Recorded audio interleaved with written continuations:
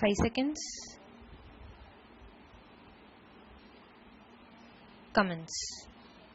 Mr. Chairman, I have great pleasure in offering a few remarks on the working of the Electricity Board.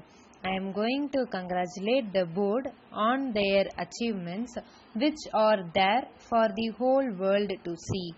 I do not see any reason why anybody should find fault with them for not having made use of the resources available.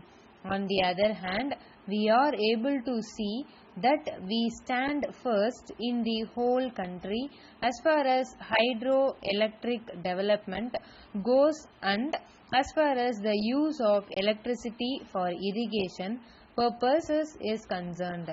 And by way of the total number of consumers, we stand second in the whole country in generation of power. In the circumstances, I thought that everybody would be glad to congratulate the Electricity Board. These are days of revolution. We have heard of the Green Revolution in the field of agriculture. I think we may call this the White Revolution in the field of electricity, where darkness has given place of brightness. I think this must be a revolution by itself. If it has been possible for the Green Revolution to take place, it is on account of the electricity revolution, because the expansion of power has been greatly responsible for the lift irrigation in villages. At present, I cannot think of life without electricity. We should understand that it is not merely the luxury of the rich, but the necessity of every citizen. How can there be any life without electric light or fan for even middle class people? Speaking about electric power, I have no doubt that we can really be proud of the achievement in the rural electrification scheme. We are aware that we are committed to the ideal of seeing to it that villages enjoy all the facilities that towns enjoy. Great progress has been made in the supply of electricity to villages, and we find that every village is going to be electrified before the end of this year. We are not far behind, and I am happy about it.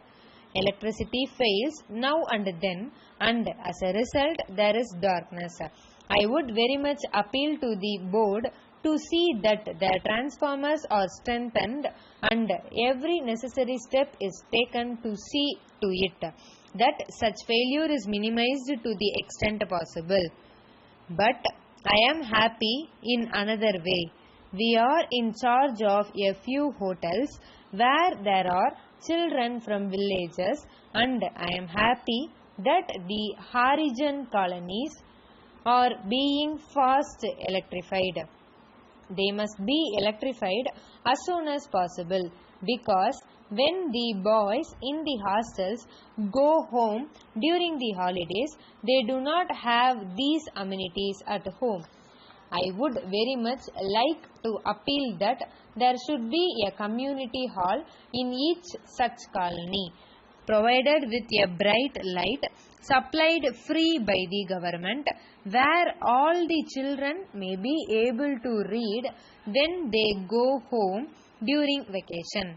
I hope this will be given top priority. Reference was made to the power cut, and it is hoped that this would be eliminated at least next year. I have my own fears about this. I am afraid whether the vagaries of the monsoon have been taken into account when we say that by next year we will be able to achieve this. I agree that we have to cooperate with the government and see that all the restrictions are observed. Here, I would like to make an appeal to all the departments of the government to see that there is absolute economy in the use of electricity. Letter dated 20th April 1990 from Ajanta Cycle Manufacturers Limited, Calcutta to Messrs. Naik Trading Company, Bombay. Dear Sirs, with reference to your instructions, we have booked your order for 200 pieces of Ajanta cycles, complete with accessories. We are sorry to inform you that on account of irregular power supply in this region during the past 1 month, our program of production has suffered very much, and it has resulted in huge backlog of orders. So we are afraid that it will not be possible for us to execute your order according to the schedule of delivery agreed upon. We are trying to fulfill our commitments to the best of our ability, but even then supply may be delayed by 3 or 4 weeks. We are very much regret the inconvenience caused to you, especially in view of our long and satisfactory business relations with you.